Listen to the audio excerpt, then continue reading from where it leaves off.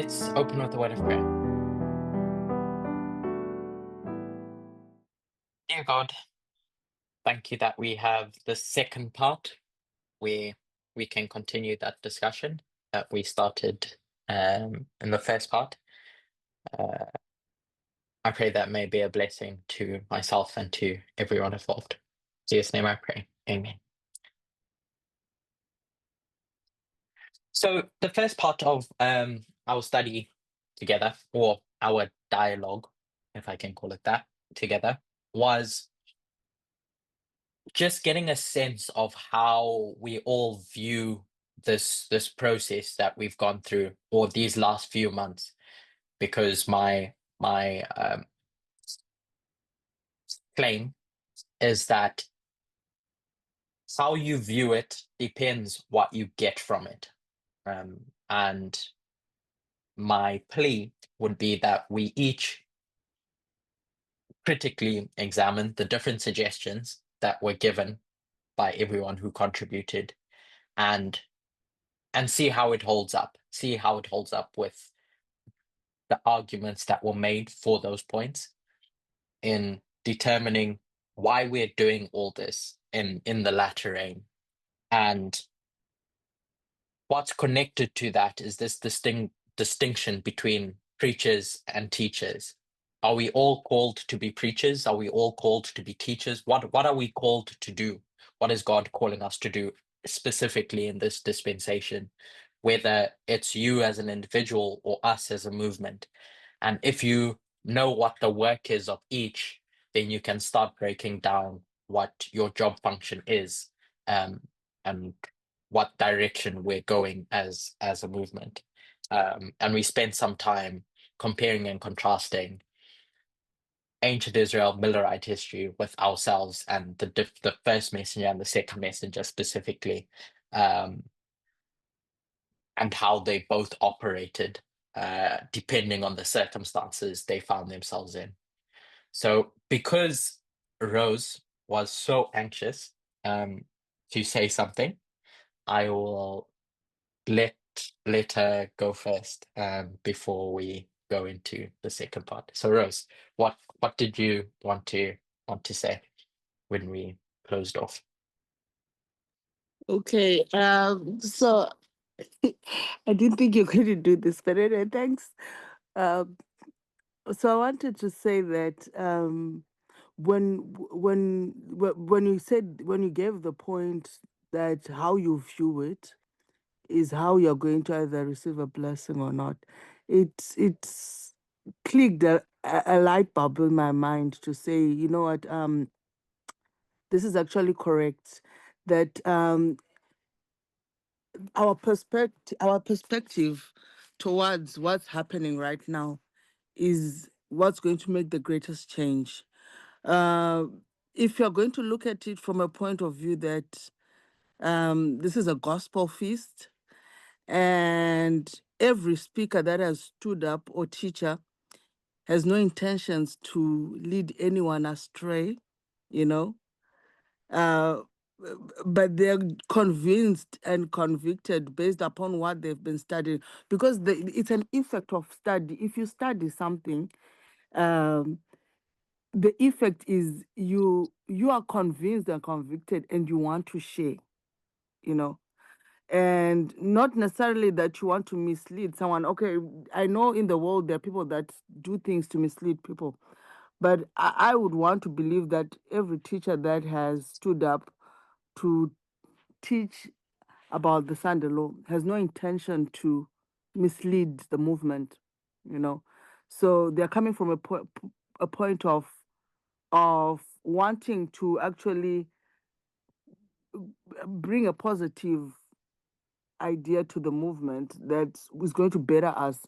So I want to say that if you look at it from the fact that it's a gospel feast, you can look at something and say, okay, I like this. Okay, this makes sense based upon this methodology, but this bit, I think this is a bit too much of salt. If you want to look at it from a buffet thing, like this is a buffet, oh, this meal is good, but there's too much salt in this one. Maybe if we remove the too much salt, it becomes perfect. Oh, this meal is good, but it's Mhm. too greasy. If we remove this greasy part, this is a perfect meal. So it's looking at things from a point of view that this is not to kill me or destroy me, but what can I get from this speaker that Okay. is positive, yeah, for the message. So yeah, that's all I wanted to say. Yep. Thank you for sharing your contribution. With that being said, um, I'll state where I'm coming from. So letting my biases be known. That I don't think that any of the teachers or anyone who's shared anything has malicious intent to lead people astray. As Rose put it, that someone studies something and something registers in their mind and they want to share it because they care for the development of the movement in going in a specific direction. So with that being said, it's my hope that as we do what we're about to do, that we can keep that in mind, that this is an opportunity for us to learn. So we're going to go through different points that each of the speakers have made in contribution to understanding not only the date of the Sunday law, but understanding everything that's branched off from that. Is my hope is that we can be gracious enough in critiquing or in defending different points that have been made. So how I want to go about it is I want to go through each of the different speakers, and I had asked that you all spend some time looking into what people have presented, and so that you can say why that teacher said something. The reason why I thought this would be a beneficial exercise is because I recognize that not everyone has watched everything. Um, and so we may not be up to date with everything. It's difficult, I know that. But hopefully, that as a group, we can get us all up to speed with what's being suggested and why. And for me, the more important question in all of this is why. Is it's okay, this is suggested, but what's the reasoning? Because for me, that's where the growth comes, the growth for us individually and the growth for us as a movement. So I want to first go through Eleanor's studies. Um, she has bravely, said that, I stand with a different perspective to where the current tide is going. And she's held on to her convictions of what she believes and what she's taught over the last few months. So let's let's lay down the key concepts that she's taught, and I want you to try and articulate, if you can recollect, why she makes that claim, why, um, and we can discuss that claim and the benefits of it, or if you see it differently.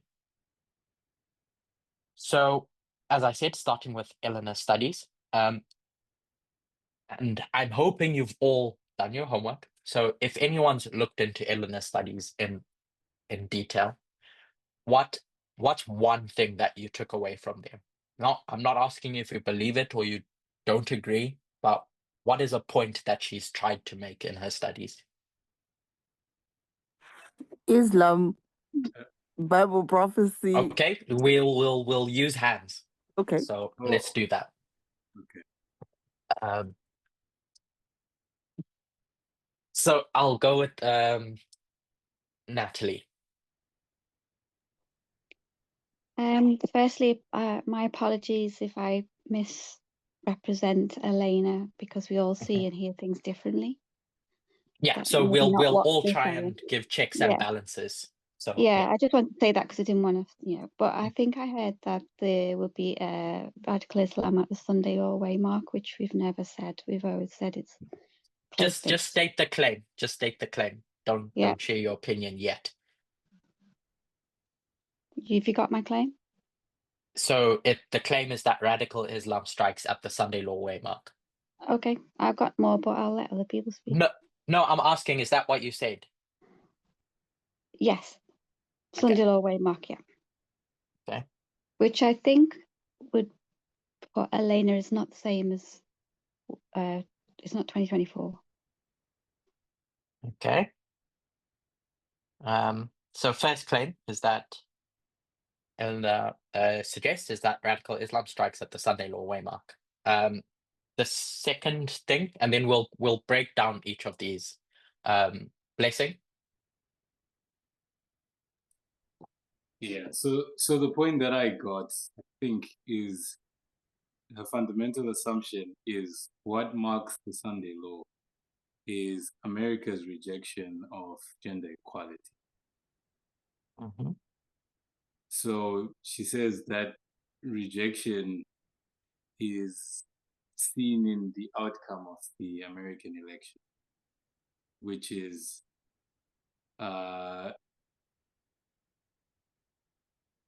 the qualified, or the person who was meant to be president, Kamala Harris, who represented gender equality, is deprived of what was rightfully hers, marking America's fall from grace, Sunday law. And that can only be fulfilled, when Trump is officially made president, which I guess is why 2025 part of the story. And that rejection is what leads to its judgment. I think that's where the Islamic part comes in. That because of America's rejection of gender equality, Islam is sent as a scourge. So, Debbie, you wrote, I'm just reading this because I think it ties into what she said. Debbie wrote, she believes Sunday law is in 2025. Does anyone have the specific date that she marks for that? Wasn't it January? When in January? Sorry, I can't remember that date. I think she said 20. Mm-hmm. January 2025, January 20th. Does anyone else want to say something? But she's marking the whole year as the Sunday law, isn't she? 2025. Mm-hmm. Hence that Islam didn't attack it on the 20th of January. Mm-hmm. So let's go to the first one. So radical Islam striking at the Sunday law waymark. And then we'll break down each of these so we can all be on the same page with regards to what her arguments actually are and not what we think they are. So where's she coming from with regards to radical Islam striking at the Sunday law waymark? As Natalie began to articulate, it's not something that has been conventionally taught. So where does she come from with making this claim? Or yeah. What are the parables or the lines that she uses to demonstrate this in her studies? Rose. I think she came for a Sabbath presentation. She mentioned the 9/11, how the Bush and Gore election went wrong. Is it Al Gore? Mm-hmm. Yeah. And the result was Islam then came as a scourge, So I think that's where she's driving it from that election. I from what I got in that lesson was because it happened during Bush and Al Gore, that there was the rightful person who was meant to be a president it was not allowed to be a president. So Islam then came in also as a scourge in that history. So if in our time, Kamala is not allowed to be the president, then we should expect Islam to strike as well. I'm not sure if I'm correctly representing it, but that's the idea I've got. So that's not going to point us to the Sunday law, because she could very well have said that that happens in 2001, so that's going to happen at the close of probation. So I don't think that that's what she uses to say it's at the Sunday law waymark specifically.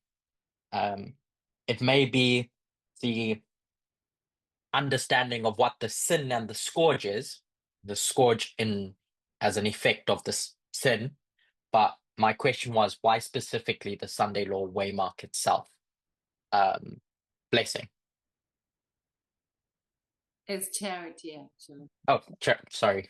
I apologize. No, it's fine.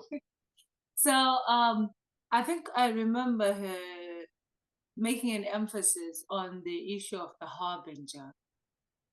And she connected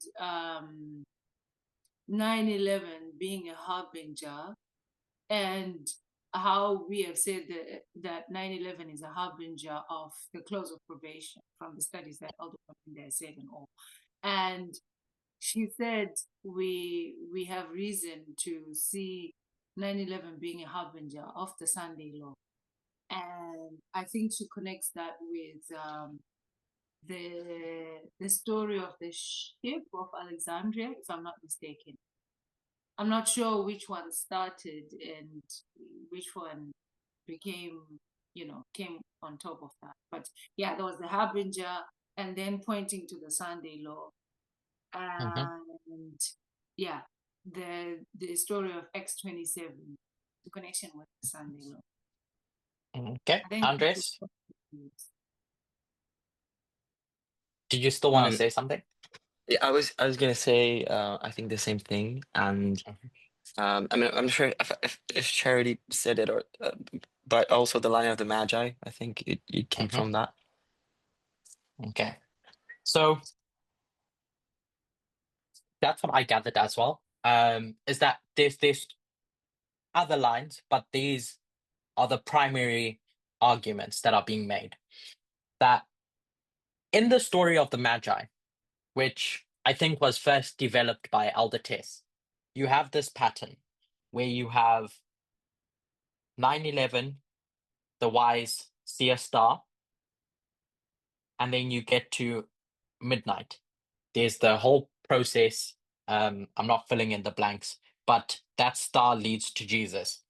And Ellen White will say that the star that the wise saw at this waymark points to Jesus that is at this waymark when Jesus was born in Bethlehem. And Elder Tess historically associated Jesus's birth with midnight. We know, just going through the steps. So the claim is that harbinger 9/11 points to midnight. And what is midnight a symbol of? On our line, what do we connect midnight with? Midway. Midway, Sunday law.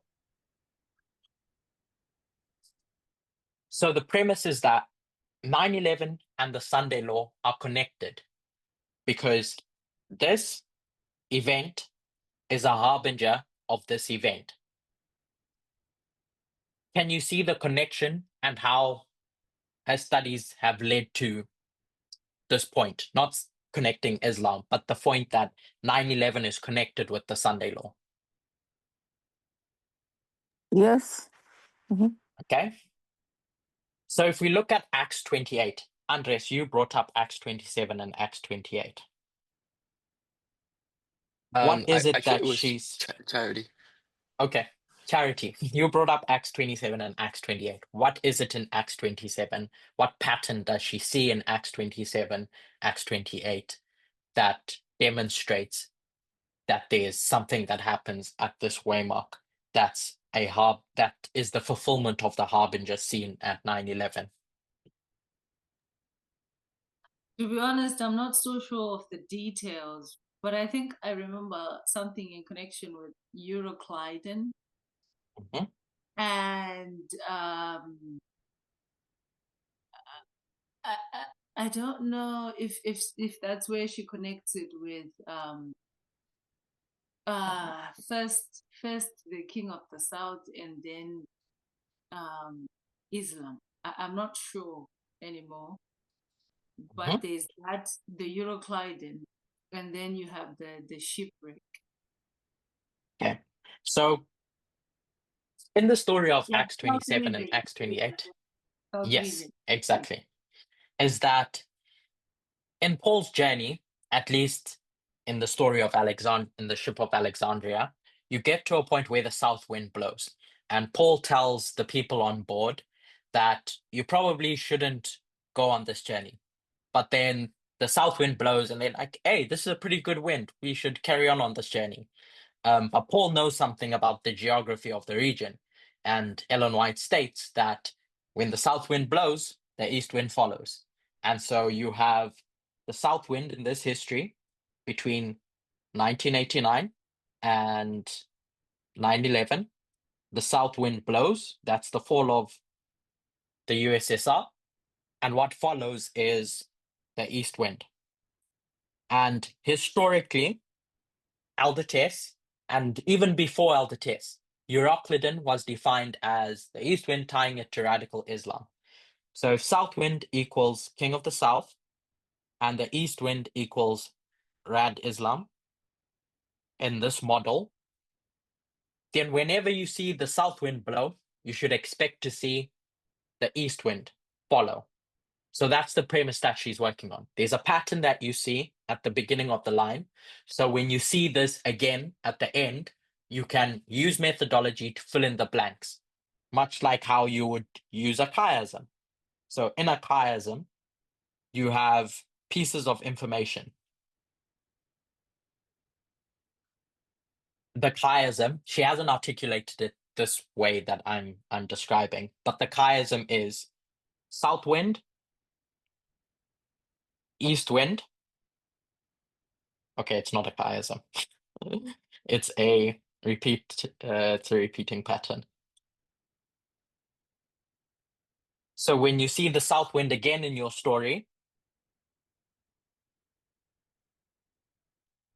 even though there's no east wind mentioned in the story, you can fill in the blanks. And so east wind. So where is the second south wind that you see in the story of Acts 27, verse 20 or 28?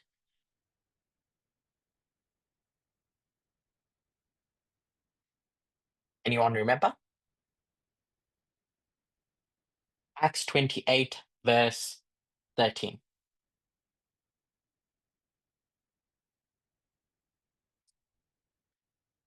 And from thence, I'm just going to read the verse because it ties into what Natalie wrote in the chat. And from thence we fetched a compass and came to Rhegium.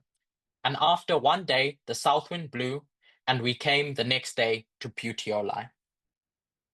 So Aldotes's studies, original studies about Acts 27, all led up to the Sunday Law, and then a bit extended to the close of probation, the time that Paul spends on the island healing people, and then etc. etc. But then Paul jumps on another ship that's coming from Alexandria as well. And so just like Paul was on the ship of Adramyttium originally, jumps off that ship, and Aldotes sees a repeating pattern with the second ship of Alexandria. Elena recognizes that, hey, Paul is jumping on a third ship. And so if Paul's jumping on a third ship, then shouldn't we create a third line? So we have these two lines. One from the ship of Adramyttium, because it set sail from Adramyttium. And the second, Alexandria. But there's a third one. coming from Alexandria as well. And in this story, she demonstrates that there's another repeating pattern from this third ship that leads to the Sunday law, which she lines up Puteoli, Puteoli being a symbol of judgment. Because if you look into Puteoli, how do you spell that? I don't know. Puteoli. And where there's an I, you put an E. It's too early. Okay, the first I. And put it in the chat already, so. Got you. Thank you. Puteoli. So Puteoli, its definition is associated with judgment. It has ties to sulfur and etc. etc. But here, this waymark I'm just calling it Panion for reference sake. She ties Regium. And so in that story that we read in Acts 28, when they get to Regium, the south wind blows. And when that south wind blows, what do we know from this pattern that we saw before? That when the south wind blows, what follows next? The east wind. The east wind.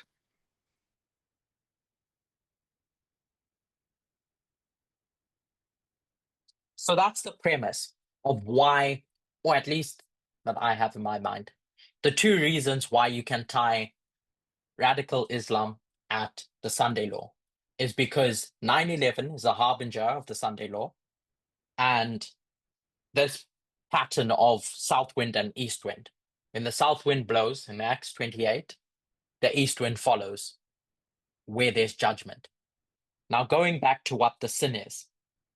The sin is that institutionally this kingdom, and this will become important as we explore the different speakers' perspectives of how you go from 6 to 7.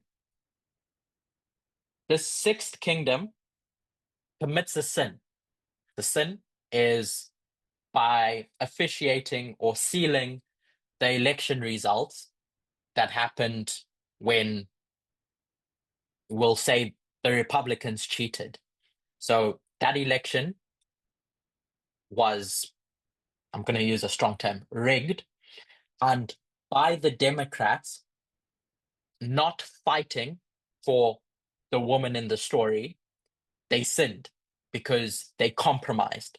And their compromise was in certifying the results of this election that was unfair.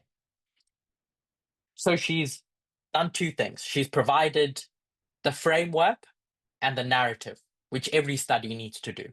Give your framework for that you're operating in, your justification of lines, and then build your narrative on top of that based on what you see happening. And so she hasn't pulled arbitrary articles or arbitrary things with regards to this idea of cheating.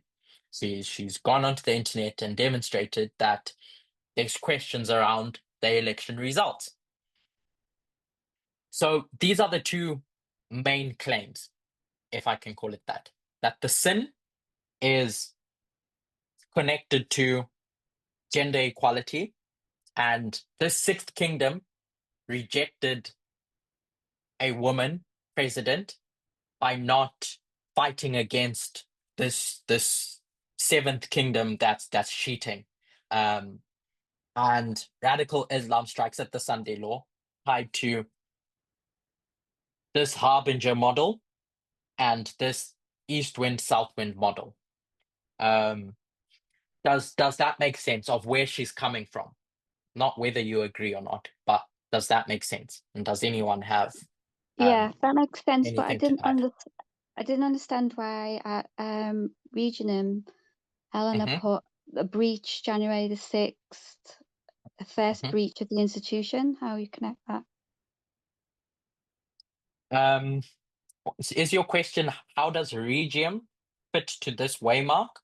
Or why Mm, does January 6th, what specifically your question? Yeah, you were talking about Islam, and then you did go on about. Did you go talk about the institution for a minute before as well, or the sin? You talked about the sin. The sin. So I'm wondering how you connect the sin of January the 6th that Eleanor put at Regent to do with the institutions. So in I forgot what I was going to say. Oh yes, in various models we demonstrate that this waymark is the agitation of the Sunday law. So it's a mini Sunday law, if you want to call it that. It's something that leads to the Sunday law. So when January 6th takes place, and you have saying it simply, the Republican Party trying to overturn the results of the election. This is a good point. Thank you for bringing it up. On January 6th, what was their intention? What was their purpose in doing that? It was you, Mike Pence, and all you certifiers shouldn't certify Biden's election because Biden cheated. And so you need to support Trump because Trump actually won the election. So if this is the agitation and it's the mini Sunday law, in Ellen White's framing, she'll call them blue laws. In the blue laws model, you see mini Sunday laws popping up until you get to the Sunday law. So if these are connected, that this is an agitation that points to this, then you should see the same thing happening.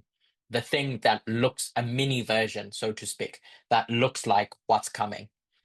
So here, overturn election, attempt to overturn election.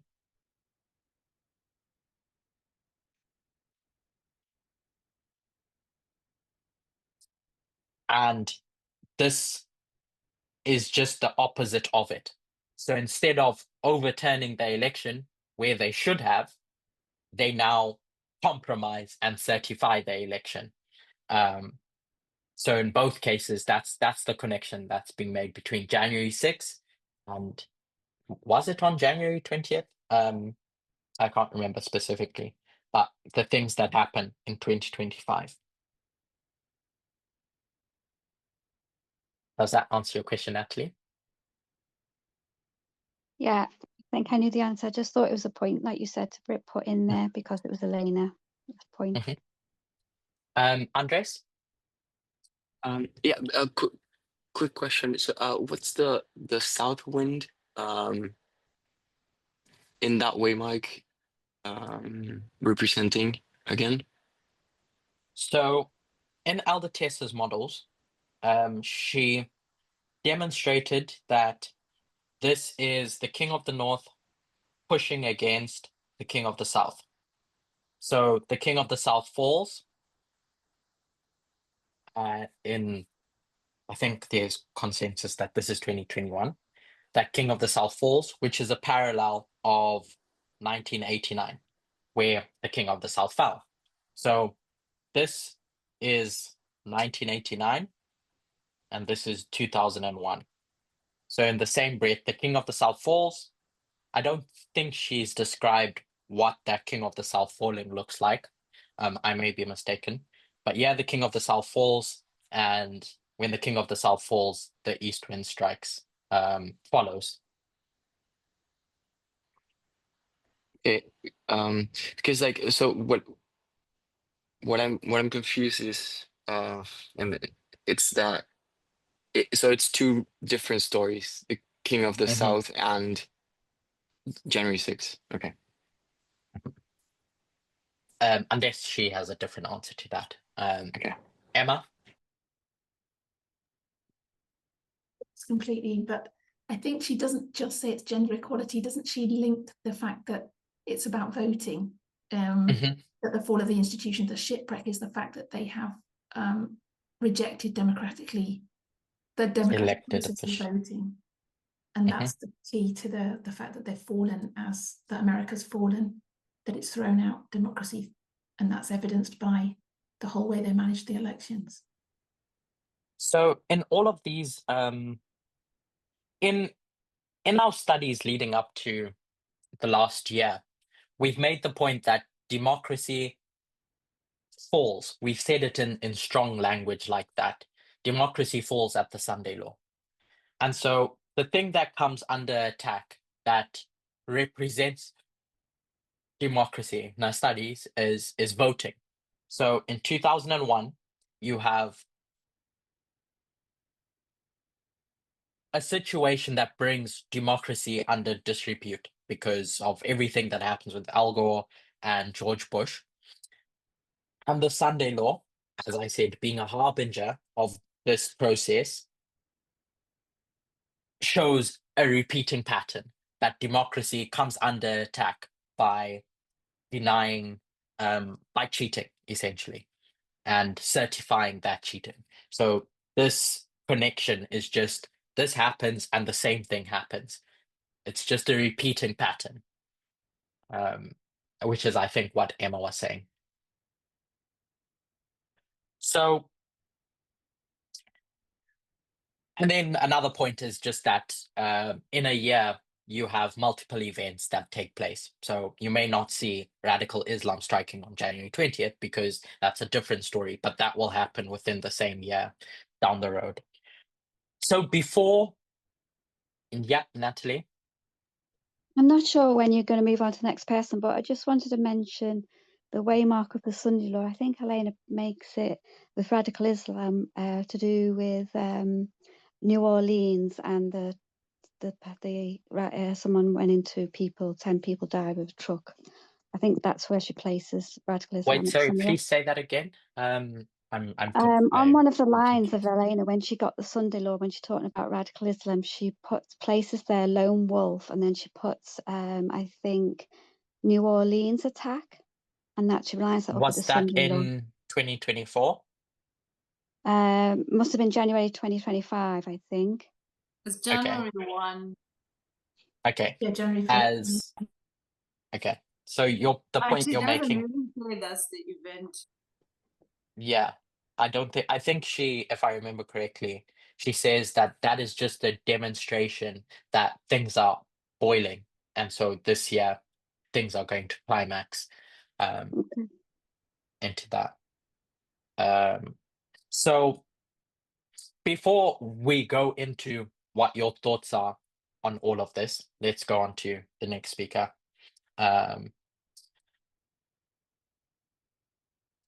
So we'll do Ariane. It's a bit linear. So there's two phases of Ariane studies that I want to discuss.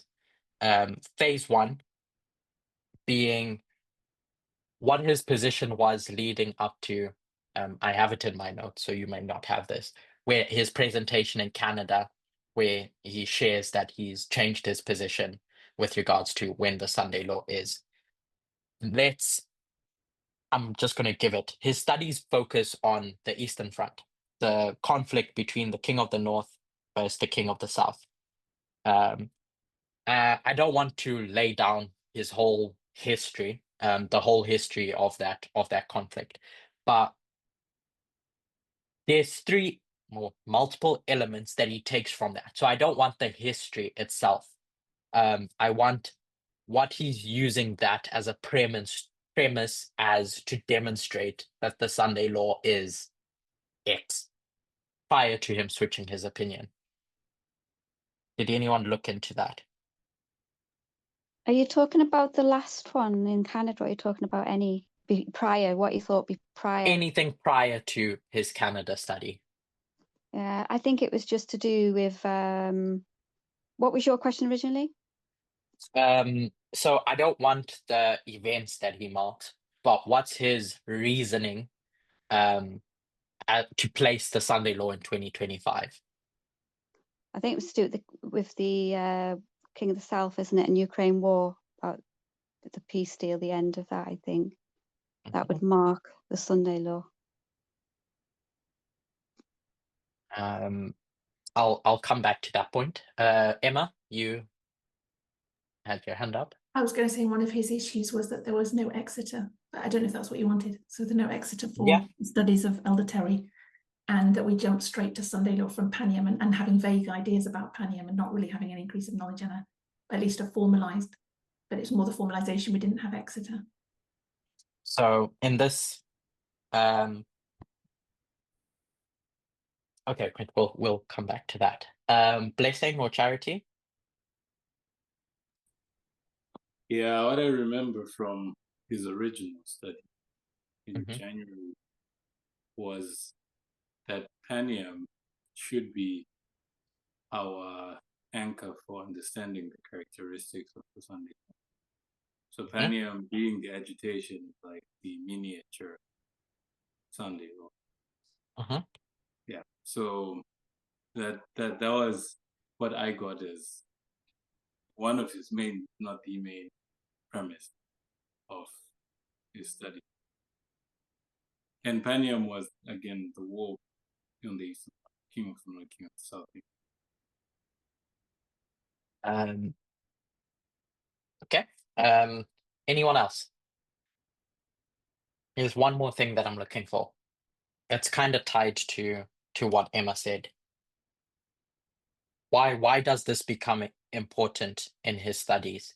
As to we don't have an increased knowledge and a formalization. Why in his studies do you need that to understand the Sunday law? Is that not connected to how you are saying without that formalization, because the formalization is the one that basically tells us, or rather is the has a time, is it time element, or is the one that tells us what's going to happen at the Sunday law. So therefore, whatever is being taught by Elder Terry should be, wait, did you say Elder Terry? Whatever should come next is the formalization as opposed to the Sunday law. So the Sunday law will be after. I don't know if that makes sense. No, it makes sense. So I'll go through them. I'll start with this one because this becomes important for where the progression of his studies. On the line of the 144,000, there's this time period between Paniam and the Sunday law. And as we know, there's different fractals. So there's different groups: priests, Levites, Nethinims. The priests end their line here in 2021. So there's no more priest line that takes place over here. But there is a line of the Levites and a line of the Nethinims at a fractal level that takes place here. For the Levites, that's their close of probation to their second advent. And from the Nethinims, that's their Sunday law to their close of probation. And as we recognize in each dispensation, there's an increase of knowledge and a formalization. So going back to what was said here by Emma, Charity, and Blessing, is that number one, on the line of the 144,000, Paniam is a marker, is an agitation of the Sunday law, just like Eleanor's premise, that if you understand Paniam, what's happening at this waymark, it will give you clarity as to what to expect at this waymark. Hence why it becomes important to understand the path that you've already walked, because if you mess up along the way, then you're not going to have good visibility looking forward. So here at Paniam, you have the king of the north and the king of the south fighting against each other. And the king of the north wins in this fight. Did I say king of the north? The king of the north wins against Ukraine, against Russia.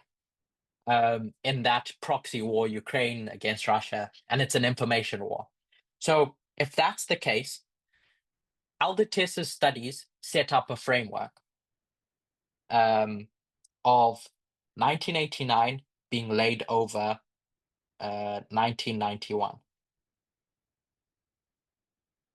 When she did that, the point that she wanted to make is that this is a wound for the king of the south. And this is the death of the king of the south. So when you have the wound at this waymark, the thing that points to the Sunday Law is the death of the King of the South.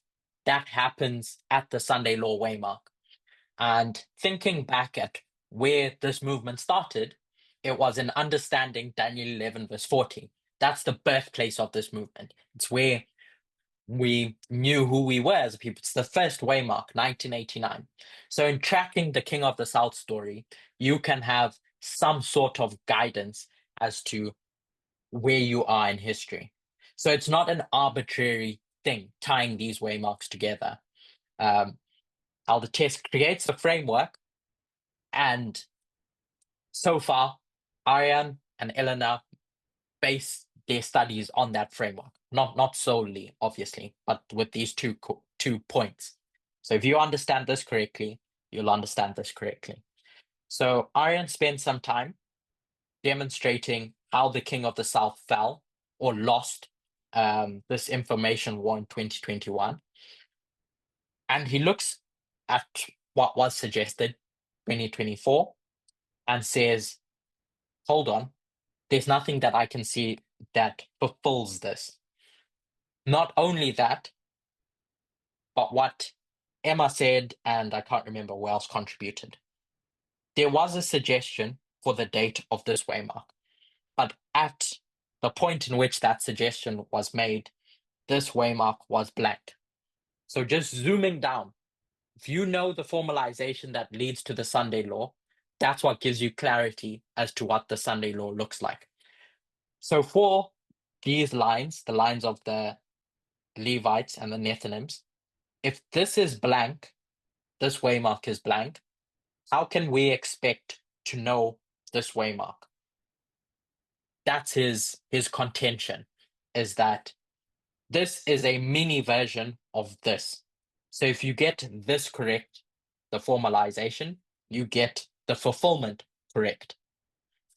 Does anyone have any additional thoughts as to what his logic is, what his reasoning is? No. Okay. So he goes upon the quest of filling in those blanks and using the King of the South and the King of the North's fighting to help him do that. And he demonstrates that there's something that happens in 2022 where the King of the North sends ambassadors to the world to say, let's deal with this problem, the King of the South, and they all come into consensus, which is a marker for the increase of knowledge. And he demonstrates that, does anyone have the date that he marks here at the formalization prior to the second advent? I only have when he did Exeter, which was July and November 2024. Has that changed? So no, that's correct. So he places around July, I don't know when specifically, 2024, places it there. And but he uses this bookending model, and the bookend ends in December. So can everyone hear me? Marshall has written in the chat. Yes, asking yes, people. you can. Yeah, you can. Okay. So that's something on your end, Marshall. Sorry. So for each of the waymarks that he's developed, he has a method of bookending them. So the start will be July 2024, and Natalie says December. Sorry, no, I meant November. November 2024. Does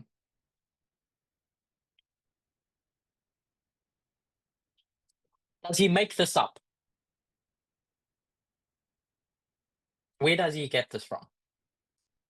Is it something that he's come up with? Is it not seen before? This idea of bookending a waymark. Alder Test bookend stuff, didn't you? So it's not new. Alder Test, in studies prior, the point that she's making is that in a waymark, there might be one thing happening, but that thing that happens is part of a story. And that story starts and ends somewhere. So often we give emphasis to one date because it's the thing that God wants you to uncover, but there's something that leads up to it or is an outgrowth of it. So for each of these waymarks in his modeling, he has this bookending model. And so he comes to July to November 2024, and the logical conclusion is there's no death of Russia yet in 2024. This waymark has just ended over here. So when Trump, as claimed in his campaign speech, claims that I'm going to sort out the king of the South, Russia, when I get into office, that points to 2025 as the Sunday Law. He doesn't give a specific date in 2025, but it's this cause and effect relationship that he's drawn onto that points to 2025 as the Sunday Law. So that's where he was coming from. Does anyone remember that differently or have anything to say on those lines? I think, yeah, February death 2025 was a date at one stage. Maybe he was talking about Navalny though, so I'm not sure. Moved on. Again, I can't remember. And you're saying he would have put that as the death at the Sunday Law? On a screenshot here, he's just put February death 2025, and then he hasn't put the Sunday Law on the end waymark. So I'm not sure if he was Okay, given a we'll time leave then. that as a question mark, so I don't want to say anything that he hasn't said. But okay, so that's where he was. We'll say phase one, and then he started adopting July as the Sunday Law instead. July 2024. Now, why? Because this, I think, ties in a bunch of studies. Why does he change his position? There's two things that he gives as the reason for the change.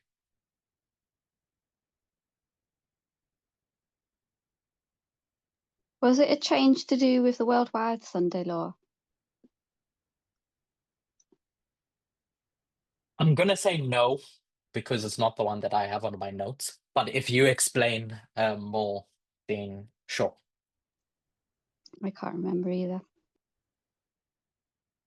One of So them what does was, come to mind? oh, Yeah, go on, Emma. I just got my hand up. One of them was the way he saw the institutions in Acts 27 and what shipwreck looks like, the collapse. He thought it'd be the whole of the US, but then he started understanding the Sixth and Seventh Kingdom of the Belgian. Okay. So this becomes important because it may have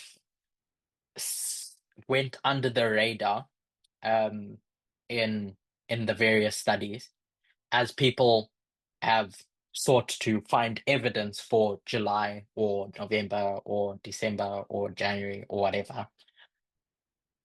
But this is, for me, one of the key developments in all of this is how do we view this transition between 6 and 7 or 5 and 6, or how do we view the relationship between these last three kingdoms? Typically, as a movement, what have we taught? Andres, what have we taught with regards to the modeling of from 5 to 6 to 7? What's that look like in how we've taught it? As something sequential. Okay, and what's that sequence? And where do we find that or evidence for that sequence? I'm asking you for a reason. Sorry. In the in the first 5 kingdoms. Mm-hmm. So you have the story of Daniel 2 telling you that Babylon comes, and after Babylon, Medo-Persia, Greece, and Rome. So there's this clear sequence that one king needs to defeat the other to become the new king. I'm saying that loosely. I know there's complications around what makes a king and a king, but that's not my point. But it's one king follows the other. And so once you get to 5, 6 follows, and 6 needs to die for 7 to live, and etc. Where else? I'm looking for a specific verse that articulates this this concept of 6 switching to 7. Of 6 switching to 7, it would be the the dragon, the lamb-like beast. So that's Revelation 13 verse 11. And it says what?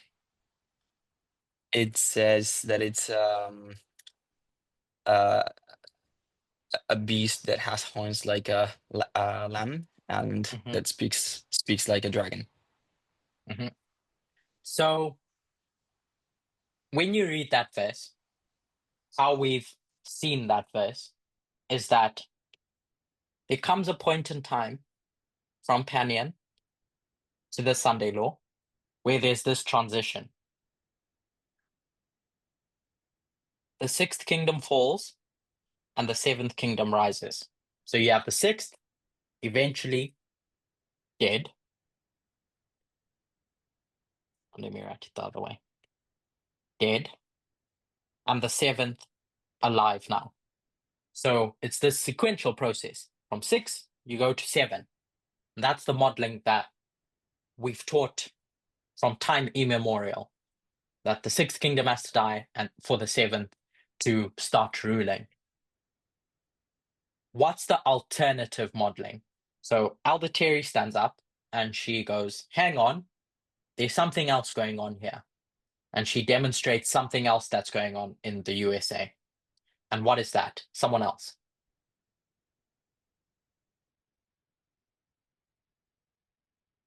What's the alternative to having a sequential model of kingdoms? Rose? I wanted to say concurrently, like they happen in the same time period. Okay. So yeah, I just used the term parallel kingdoms. So Elder Terry stands up and she says, actually, there's something else that's going on from 1798. That in 1798, you have the 5th kingdom, and then you have a split, a break, where the 6th kingdom is going to go ahead and do its thing, and the 7th kingdom is going to go ahead and do its thing.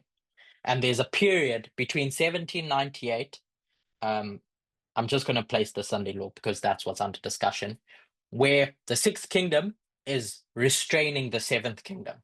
So there's 2 USAs. So Ellen White is going to talk about the USA as one monolithic entity. It's just one monolith. It's a lamb-like beast that's eventually will speak like a dragon. It switches its character from good to bad. So it's good when it's the 6th, and then it's bad when it's the 7th. And it becomes this. It's sequential in nature.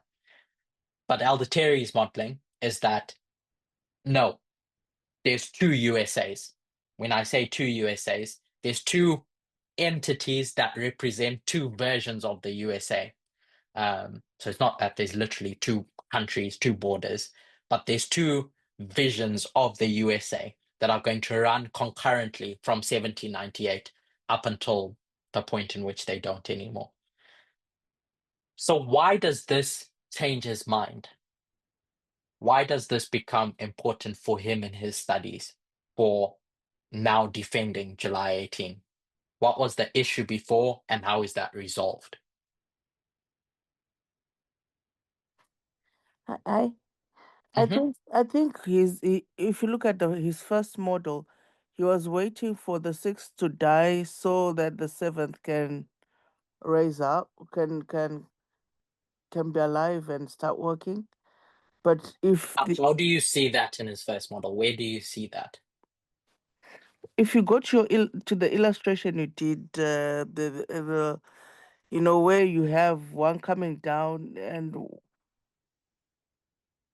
yeah, the 6th falling and the 7th rising up. Mm-hmm. I think that's where his concept is that one kingdom has the sixth has to die, and the seventh has to start assuming power and living. But if they are living, but if you are now using the one that Elder Terry has introduced, the concurrently, then it can shift your position, because when you're waiting for one kingdom to die first and then to start the next, and then now they are now both starting at the same time, it changes your way. It definitely has to change your way, Mark. Mm-hmm. Yeah. So one of the key arguments for July 18, it's not even an argument, it's just what you see, is that at the RNC, it's just one party. It's the Republican Party, and we'll call it half of the USA doing something. So Elder Terry is going to stand up and she's going to suggest that the Sunday Law waymark is where half of America does something. So you can't have that in this sequential modeling, as Rose has articulated. If you're going through a sequence, it's the whole USA that gets shipwrecked. So someone brought up Acts 27. It's not half of the ship that gets shipwrecked, it's the whole ship. So in that Acts 27 story, the USA is a defender and protector of the people, and then it gets shipwrecked, and now the USA is a dragon. So in that modeling, you can't have just half of the USA doing something. But as soon as you switch to a parallel kingdoms modeling and you see that there's two entities, then you can try to demonstrate that it's half of the kingdom or half of the USA who are bringing about the Sunday Law. Does that make sense? Yes or no? Yes. Okay. Because this ties into... Oh, sorry. And then there's a second thing, and I'm going to go to Aaron next. And we probably won't have time to go through all the speakers. I'm sorry. But what's the second reason why he changes his mind?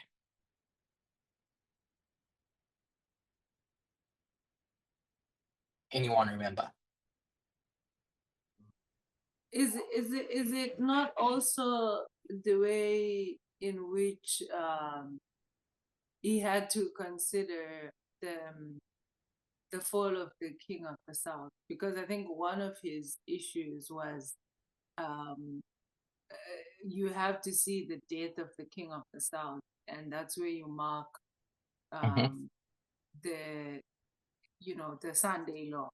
But in 2024, if anything, you're not seeing the death, but if anything, it seems like Putin is getting stronger. So I think he begins to consider the perspective of how the king of the south dies. That's different from what you are saying, I think. Someone had said National Sunday Law, Worldwide Sunday Law. Can't remember who that was. But it ties into what you're saying, Natalie. I think. Okay, so it ties into what you were saying, is that in models that we've had before, the King of the South dies, its final death at the National Sunday Law. But in a different model, which you have to determine, is it a legitimate model? Can we replace the old model? Because they're two fundamentally different models. With this alternate model, where there's two phases: Russia being part of the world that dies at the Worldwide Sunday Law, or the King of the South that dies at the National Sunday Law. Internal, external, and how Elder Terry is going to articulate that is: internal is Navalny died because Navalny is fighting for democracy, and so its last hope of being democratic dies. External, it dies at the behest with the rest of the world when the USA rules supremely, when the Seventh Kingdom rules supremely. The one that I had in mind was this repeating pattern, because it's going to feed into Aaron's studies, of a message arrives, you get an increase of knowledge, formalized, and then shut door, and etc. And in the past, Elder Tess has taught that the many that are overthrown happens here prior to the Sunday law. That's where the test is that determines this. But then studies are going to be done to demonstrate that actually the test takes place over here after the Sunday law, which brings us to Aaron's studies. So what, it's a bit more difficult to track, but I'll say his original arguments against July 18. I'll lay the first one, is Quintus. That at the Sunday law, the premise was that Quintus Fabius Maximus Gyges gets sent to Egypt as a diplomat, and Elder Tess, in her studies in the past, tied that to the Sunday law waymark. And so he goes into history to demonstrate and reads all these historians to demonstrate that you can't do that because it's just not factually correct based on what these historians are saying. Quintus didn't go in 276 BC, not 276, 272 BC. Quintus was more likely sent as an ambassador in 273, or at least in the same year. It wasn't the following year. So he spends a lot of time addressing that as an against a study. But what were his reasons for having it at November 5, for having the Sunday law at November 5? It was a thing for the whole USA. Mm-hmm. Can you elaborate on that? When you say a thing, what? That the mark of the beast is something that everyone needs to receive, and July was only half of the country, or even if that could be said. Mm-hmm. So Ellen White and Elder Jeff and Elder Pominder have demonstrated that this waymark is MOB. This is the great test. So if that's the great test, then the different propositions of when that great test is, July or January or December, don't fulfill the characteristics of receiving the mark of the beast. The one in his mind that receives the mark, that demonstrates the great test, is when people go out to vote. When people either choose to vote for Trump, choose to vote for Kamala, and by not voting, you're making a choice. So everyone's given the opportunity to choose the right side of the issue or the wrong side of the issue, receive the seal of God or receive the mark of the beast. And so that's his, I'll say, primary argument around November 5, as well as spheres of influence. So as we spoke about before, the King of the South dies at the Sunday law, as demonstrated by Elder Tess's models. And how Elder Tess articulated it is that the thing that brings about the death of the King of the South is a loss of spheres of influence. So Syria, Iran, I can't remember the others, that essentially take a big hit in the December time period, November-December time period, fulfills the characteristics in his mind that the spheres of influence are lost for the King of the South, because there's no power that they have in the region after Israel, as a proxy of the King of the North, just wipes out all these competing factions. And then he's gone through a journey of different positions. Does anyone know what his current position is? November the 5th. So, and it's based on the same premise. Mark of the Beast is received on November 5, and that's the characteristics that he ties to the Sunday law. Does anyone have any other thoughts about his studies? Not being able to justify Quintus Fabius Maximus Scourgus, or what was the other thing? Don't know whether it was voting. Oh, you've already talked about that, really. But yeah, couldn't use methodology for that. Quintus Fabius Maximus Scourgus. Yeah. So I'm just going to read through a bunch of comments that I have. So originally believed that November 5 was the Sunday law test, as we've described, and that's because Mark of the Beast. The way to know that the Sunday law is coming is by looking at January 6th, the formalization, which gave the time and was an agitation of the Sunday law. So the model that he has now is this bookending model.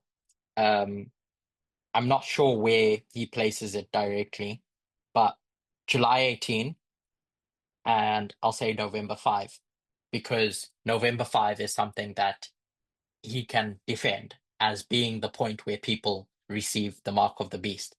Now, these are the problems that he has with various studies, which I think we all need to be honest about and recognize that they need answering.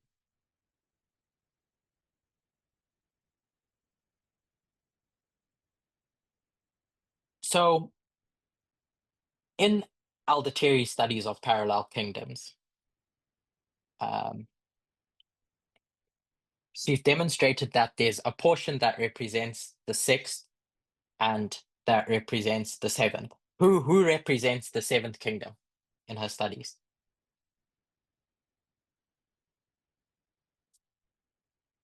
That's an easy one. Republicans, to put more simply, or MAGA. Whose study you said? Sorry, In Aldateri's. Okay. Republicans, MAGA. And by inference, who's the 6th kingdom? Democrats. So it's a neat split down the middle, simplified. The 6th kingdom is your Democrats, the 7th kingdom is your Republicans. So in this modeling of 1989 to 1991, King of the North brings down King of the South. What issue can you see over here? What? Yeah. You mean 1989 or 2000? No. 2021 to the Sunday law. I'm just using that as the line that we've used, that Aldates used to construct this model of wound and death. So in 2021, you have Biden, a Democrat, being the president, but you have a war between a king of the North and a king of the South. And yet the king of the North is being identified as the Republican. Or MAGA. So did everyone understand what Charity said? It's basically saying that the Biden killed the. Say that again. Sorry, I didn't hear that. Basically saying that Biden killed the King of the South, not, the 7th kingdom. So Aldates taught before her studies stopped that in 2021, Biden goes on this information war against Russia, against the King of the South, and Biden wins that information war. And so if Biden wins and the King of the South is dead, 2021, as the agitation of the Sunday law, then how can the King of the North just be Republicans or MAGA? Not only that, is this even true then? That you have parallel kingdoms. So just so that we're aware, that's where there's tension. Yeah. Blessing or Charity. Oh, I just wanted to ask that is his issue with the idea of parallel kingdoms of the 6th and 7th, or it's with the Democrats and Republicans being the parallel kingdom? It's who represents who. So first of all, it's twofold. If it is parallel kingdoms, then who represents who, and how does this make sense? And I think that that's a valid question that we all need to try and answer is with whichever model that you're going to use, either sequential kingdoms or parallel kingdoms, make this make sense in a way that keeps the integrity of this being an agitation of the Sunday law. Curtis, Yeah, Rose? are we responding to his question, or we are keeping quiet? On this one, I'll allow you to respond to the question. So, if you remember the study of the last president, and when Biden became a president, you know, Elder Test did a presentation on Biden as a compromiser and how he was meant to be. Basically, we were thinking Trump is going to be the last president, right? Mm-hmm. And it came more like a disappointment somehow, to say how did Biden win anyway? But then if you remember that presentation, she talks about Biden, and she really mentioned that Biden is really a compromiser, and she kind of like threads how Biden has been a compromiser from way back. Mm-hmm. And he's not really a totally left person. He's more centric. Mm-hmm. So I would think the 6th and the 7th kingdom running parallel together, it can be a good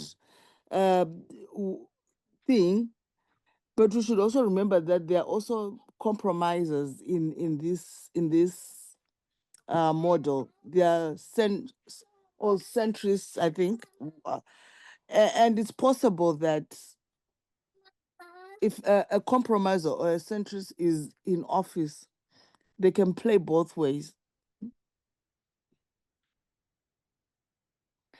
So I need to go back to that study of Biden, because I think it will unlock why a Democratic president would then kill the king of the South. If we go back to that, yeah. So on that issue of compromise, if we just take ancient Israel and the king of the north and their relationship with the king of the north, the one thing I'll suggest as something to consider when thinking about compromise is Judah compromises. They adopt idolatry at certain points. That's the compromise that they make. But at no point does Judah become the king of the north. At no point do they become Babylon. They go into Babylon and they may compromise on their ideals, but I don't think that that's a characteristic of being the king of the north. So whatever compromises that the Democrats or Biden may commit, the question is that enough to make him the king of the north in Panem 2021? Yeah, I think what you're saying makes sense, Katie. Sorry. I just also want to identify that even when we mark Ipsos, when Ipsos happens and who we identify as the king of the north, it's also within the same parameters. You have the Democrats as well being being identified as the king of the north at that time. So, What did you say? Yeah, why do you say that? Wait, okay, when Ipsos happened, Mhm. okay, sorry, let me think about it. But I guess my point had to do with probably that you. Okay, it's fine. Never mind. Okay. And then one more thing is the Sixth Kingdom, because this is another thing that he has questions over surrounding this, which we're all trying to answer. There's different options that you have with the Sixth Kingdom. Is the Sixth Kingdom all good? Is it always a lamb? It's all good. If that is the case, as is being suggested by okay, let me not say by who, by me. Then in Revelation 17, how do you have that story make sense? Because the woman rides the beast, and that head, the sixth head, is on that beast. And in his words, you can't separate them. So how does that make sense? We didn't have time to go into the last two studies. So these are the things that I think we need to focus on, my thoughts, to try and answer where these studies fit in our prophetic narrative. Number one is, what is the sin of the Sixth Kingdom? So in Eleanor's studies, the sin is what she described it in mine and Elder Terry's studies and Aaron's studies and whoever studies. This is the question we need to try and answer. What is the sin of the Sixth Kingdom? The second is, what model are we going to use to understand the end of the world with regards to the kingdoms? Is it sequential? Or is it parallel? Or is it both, depending on what story you're telling? Can you even have both? Or are the two just so much in tension that you can't have both? Or contradiction?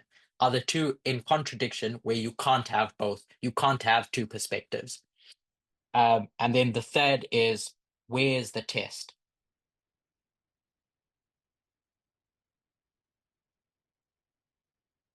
Is the test at Boston? When I say Boston, I hope you know what I mean. Is it at Exeter? Or is it at the point where the door closes? So in that line, you have an increase of knowledge, a formalization, and this. Where does the test go? Does it go here? Does it go here? Or does it go here? And amidst all of that is, who is being tested and what is the test?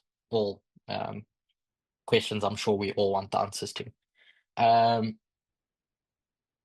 then of the obvious one is, where is radical Islam located? These are the key questions that I think are important to understanding all these studies. The different teachers have given different seasoning and different historical narratives, but ultimately it's these questions that we're trying to answer, because I think they'll shape how you see the date of the Sunday law without explicitly focusing on the date of the Sunday law. I apologize that we didn't end up covering Elder Terry studies or my studies, but it's 1 o'clock and I don't want to keep you here forever. Maybe we can continue this at another time and then go into those 2 studies. I mean, package it all together. But does anyone have any last thoughts? Mine's not a thought, it's just a question. Do we still say radical Islam or do we say angry horse? I don't know. When we say angry horse, that's just a symbol. When we say radical Islam, that's a An anti- application of the symbol. Type But would be locust or east wind or angry horse. Those are all just types. I mean, the Symbol. fulfillment would be. And you think it's okay with regards to our family in Islam that radical Islam is not discriminative? No, is it okay? I'm just wondering. I'll let you decide that for yourself. Okay. I actually wanted to ask on the issue of radical Islam, that when we're identifying Islam in Bible prophecy, are we only identifying radical Islam, or, you know, because there's points in our time period where we have marked like a nation, an Islamic nation, and then of course points where we have marked radical Islam. So I'm just wondering if we are only considering radical Islam or it's both. I'll leave that question open wide. Yes, I'm not saying you should answer it. I'm just. So, does anyone else have any thoughts or any contributions? Yeah, I wanted to say that this study has been like really fruitful in that you see why I think it's been fruitful is because when the presenters were presenting, sometimes you already have a position and you want to defend, or you want to make sure you're safeguarding. But when you look at it from a perspective that no one wants to mislead anyone, and you look at what they're saying, you begin to notice that they're not just getting things from thin air. They have reasons why they have come to this point, and they've just shared because they feel it's beneficial. So for me, looking at things from that perspective has helped me to even get some good gems from each and every study, you know, to say, I think this is a good point. It's and the structure looks good. And I don't think there's anything wrong to identify, something good, in as much as there might be 1 or 2 things that you don't agree with, or that you don't yet have clarity on. So, and you doing this breakdown, it's a pity that we could not finish all of it. But then I think this is a good, mature way, of studying different perspectives of the same issue and seeing how I think this actually broadens our minds. If you want to look at it at a positive, well, it broadened my mind. Yeah, I don't want to implicate everyone. I think it broadened my mind to see different perspectives of this subject. Yeah, thank you for doing this. It's hard work, Curtis. Thank you for dedicating your time to do it. Yeah. I just want to pick on a point that Rose said. The reason why I felt it beneficial in going through it myself is what she said about the reasons why people believe what they believe is to ensure that we're all aware that there's method to, let me not call it methodology, but there's reasons why people have the positions they have. It's not just, as Rose put it, pulled out of thin air. There's pretty reasonable arguments for each of the positions that people have. Obviously, you can go into them and critique them and scrutinize them, but if you just start from the basis that people are competent, the teachers that are sharing are not going out on a whim in sharing what they believe. It's because they've thought through what they believe and they have a reason for it. And you may not agree with the reason based on the logic that they've shared. You may be able to point holes in the logic and etc. But it's all coming from a position of that's pretty reasonable. And it's easy to see how someone can believe that. I heard in one of, I won't name the teacher, but a teacher went to go and teach somewhere. And someone gave a contribution about how they were glad that that teacher changed their mind and taught this because they were scared that they were going to teach their original position. If they had done that, they would have just shut down and closed their ears. And I hope that that's not a path that we tread, where you just listen to things that you believe, because that's not how we learn, I don't think, and that's not how learning is meant to operate. This whole process, I think, is about learning. It's about the latter rain bringing us to maturity as people who can think. And one of the biggest dangers is living in an echo chamber, because that just solidifies your own biases with regards to how you think, what you think.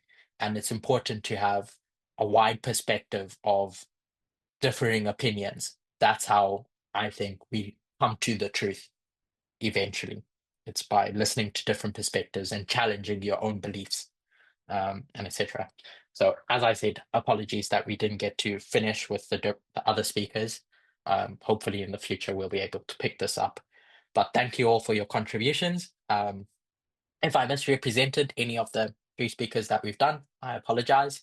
I did my best to consolidate a lot of material, and everyone else did their best as well. So let's close with a word of prayer.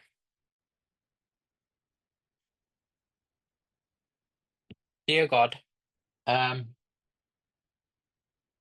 thank you for the movement that we have, a movement where we have freedom of conscience. At least that's what you're trying to instill in your kingdom, where we can each believe things because we actually do believe them and we serve you out of love.